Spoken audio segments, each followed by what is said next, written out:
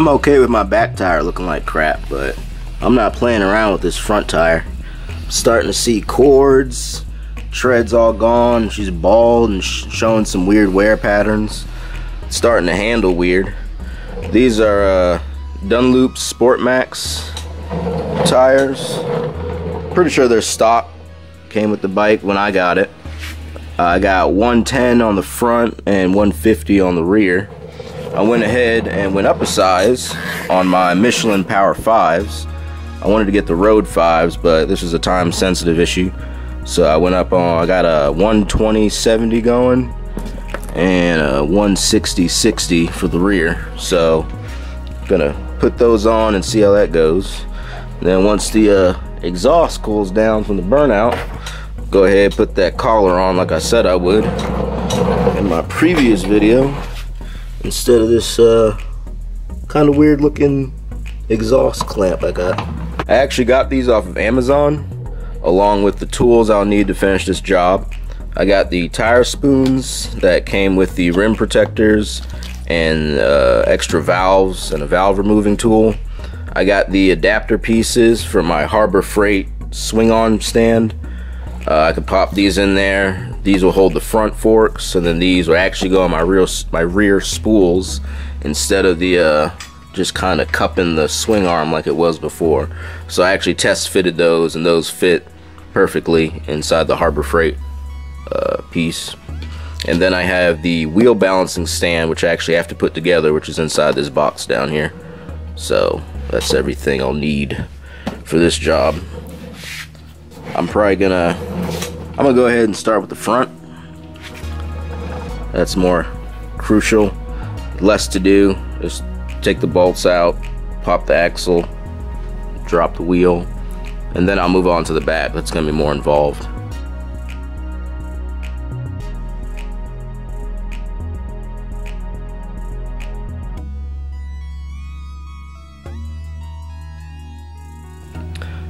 So today I learned you cannot simply lift the front end of your motorcycle while it's leaning on the side stand, because trying to get these to sit nicely on the forks. See, I was leaning to one side, and then I'm trying to balance the motorcycle straight up, and then trying to lift the front, which that's a little sketchy how far out these things are sticking to reach the forks on either side. And then I noticed that this guy is already bent, so probably gonna return that one to Amazon. Well, they both look bent. I don't know. I don't trust the whole setup, so I'm just gonna lay her on the side, undo that nut right there, slide the axle out on that side, and then she's just gonna be taking a little nap while I change that front tire out. Alright, took a breaker bar, adjustable wrench, a little bit of impact, a little bit of WD-40, but got it loose. Pop that guy off. And now I'm going to lay her on the side.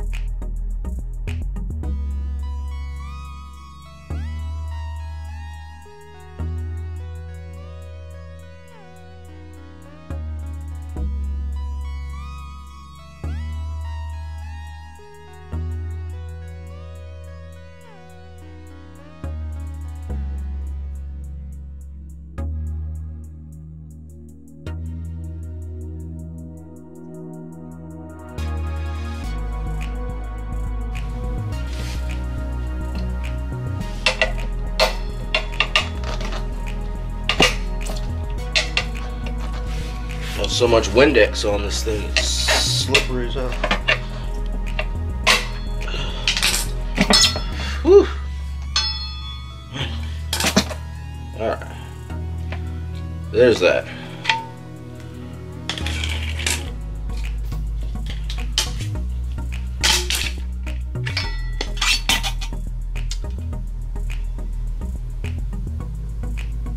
Scratched up the paint on the inside, but beads alright.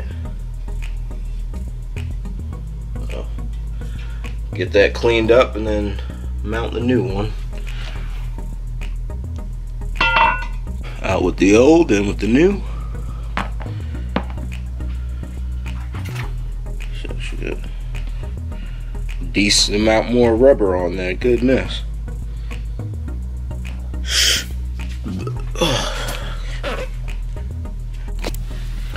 So I did a little research, and where some manufacturers will include a dot to mark the lightest part of the tire, say you can match it up with the valve stem on the rim.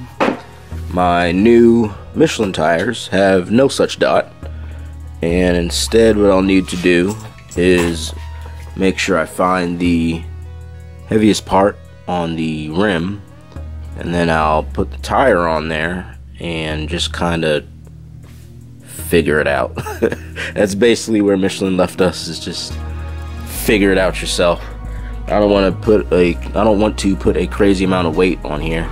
You can see the stock only has just one little weight right there, but I gotta put the balancing machine stand together, and then I'll pop the wheel on there.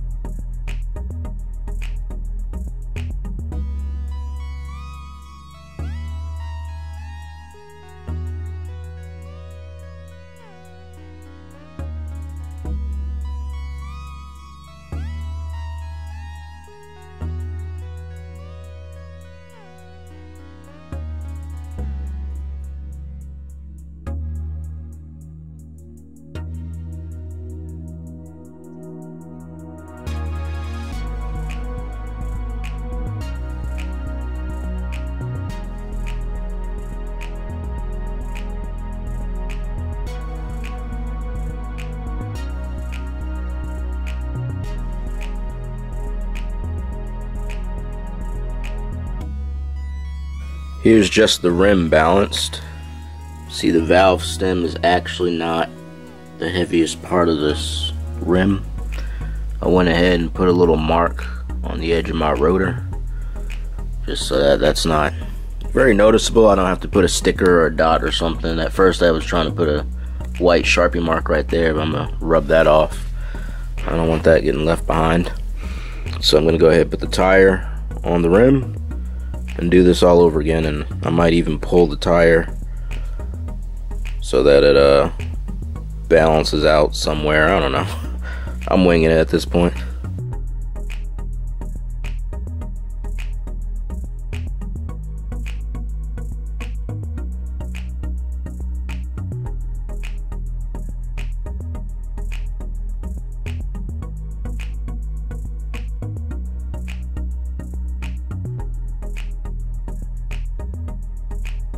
So there's where I was at before. Heaviest part down here, and it still gravitates to there. So I need to try and turn this tire 180. See if I can.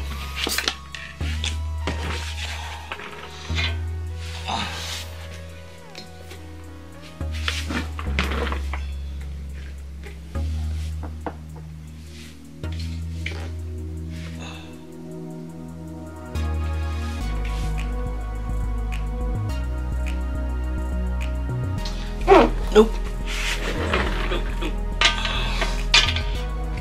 I'm not breaking that bead again. So, add some weights up here. See if I can get away with reusing the old one.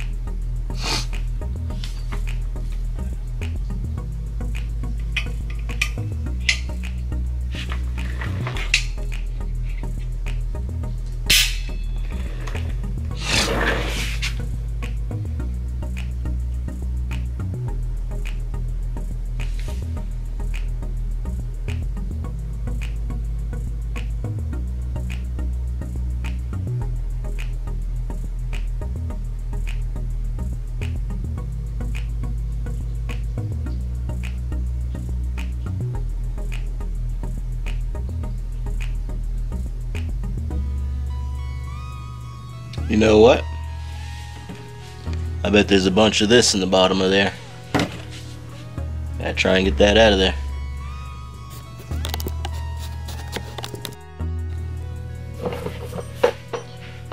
This is gonna have to do it. I've got 2 wheel weights in this section right here, and if I move them without pushing it,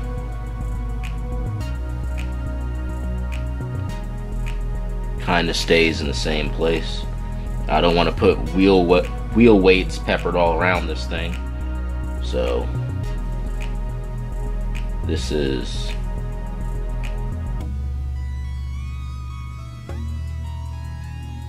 where I'm gonna leave it for now. If I run into any problems, I'll reevaluate later, but I think this is pretty good. Yeah, I'm gonna go ahead and put that on the bike.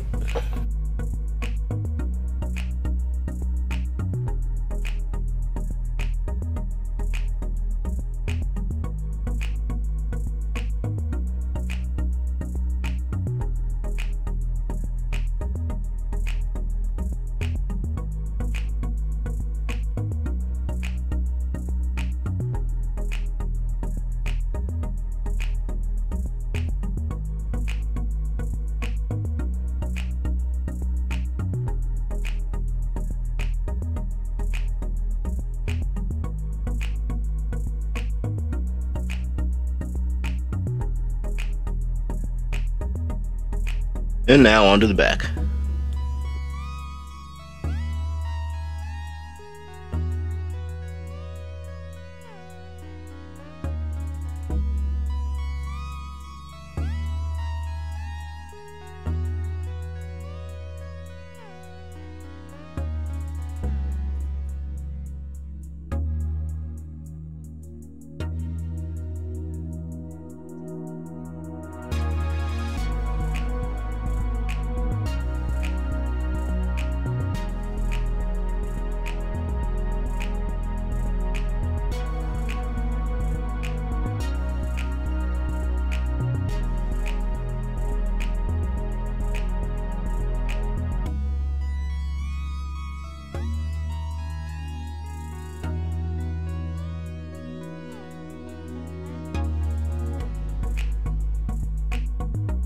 I don't want to let the caliper just dangle. I gotta find something to keep it in place.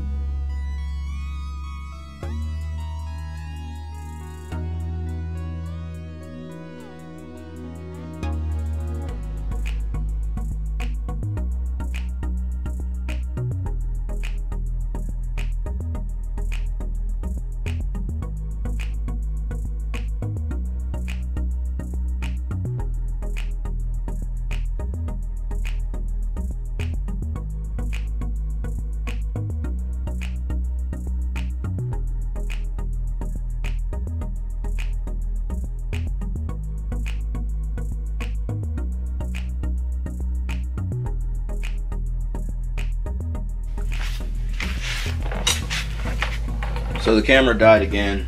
This is actually taking a bit longer than I expected. But I got the old tire off.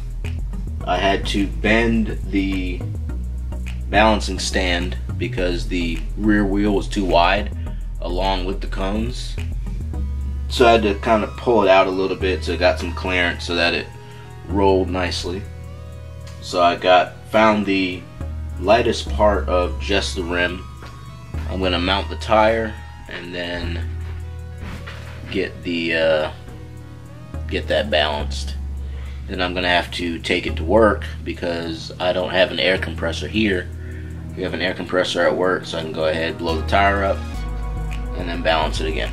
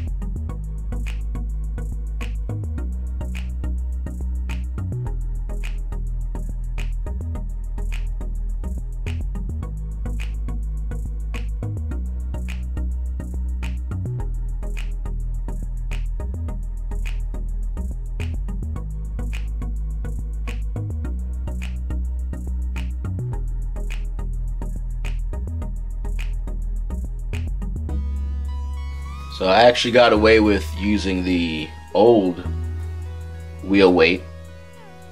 I'd say that's pretty balanced. It's not trying to take off in any certain direction. So I'm gonna go ahead and mount this back on the bike. There's a lot going on back here. So you can't let the tire rotate forward because it pulls the chain and that's gonna take away your slack. Have the bolt halfway in there, or the shaft halfway in there, so that you can be ready to slide it through the wheel. And then the caliper is just free to roam back here, so I'm having to keep that in position as well. And the tire is pretty heavy, trying to balance all that, but doing my best, coach.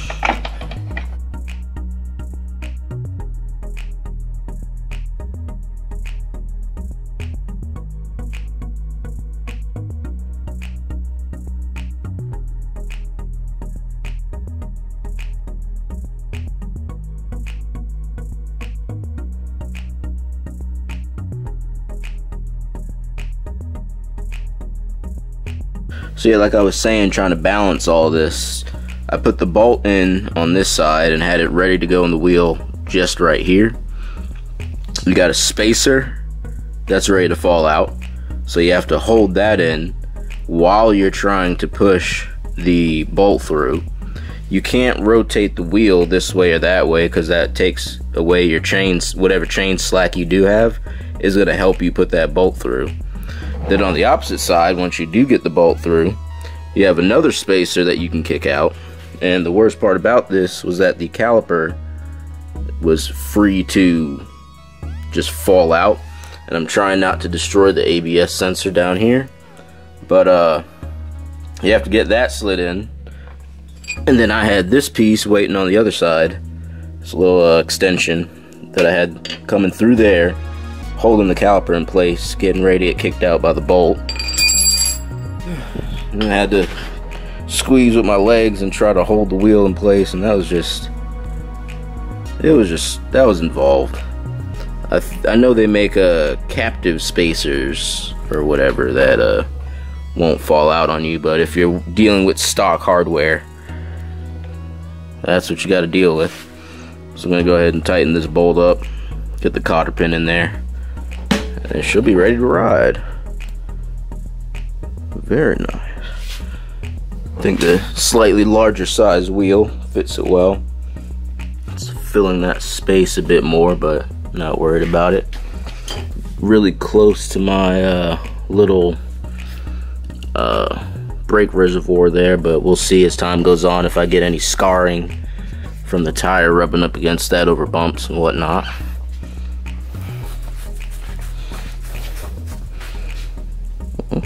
There she goes.